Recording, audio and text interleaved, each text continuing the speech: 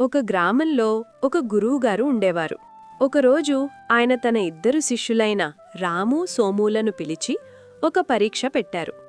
ముందుగా సోమును పిలిచి, "నువ్వు ఈ ఊరంతా తిరిగి ఎక్కడైనా ఒక మంచివాడు కనిపిస్తే వెదికి తీసుకురా" అని చెప్పారు. సోము గర్వంగా వేగంగా ఊరిలోకి వెళ్లాడు. దారిలో ఎవరైనా కనిపిస్తే వారి తప్పులనే వెదికాడు. ఒకరు బిగ్గరగా మాట్లాడుతున్నారని, మరొకరు సరిగ్గా నడవట్లేదని, ఇలా అందర్లో లోపాలు చూస్తూ విసుగ్గా తిరిగాడు.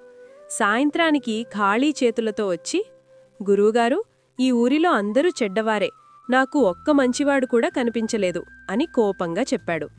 తరువాత గురువుగారు రాముని పిలిచి, "నువ్వు వెళ్ళి ఈ ఊరిలో ఎక్కడైనా ఒక చెడ్డవాడు కనిపిస్తే తీసుకురా" అని చెప్పారు. రాము చాలా నెమ్మదిగా, ప్రశాంతంగా ఊరిలోకి నడుచుకుంటూ వెళ్లాడు. ప్రతి ఇంటి ముందు ఆగి ప్రజలను గమనించాడు. కట్టెలు మోస్తున్న ముసలాయనను చూసి అతని కష్టాన్ని కాదు, అతనిలోని శ్రమను చూశాడు. రాము ఊరంతా తిరిగి సాయంత్రానికి వచ్చి, "క్షమించండి గురువుగారు, నాకు ఈ ఊరిలో ఒక్క చెడ్డవాడు కూడా కనిపించలేదు. అందర్లోనూ ఏదో ఒక మంచి గుణం కనిపిస్తోంది" అని వినయంగా చెప్పాడు.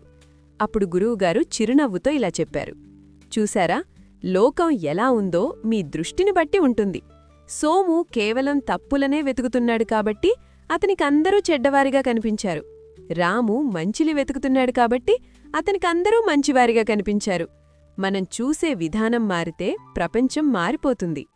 నీతి: మంచి మనసుతో చూస్తే ప్రపంచమంతా మంచే కనిపిస్తుంది.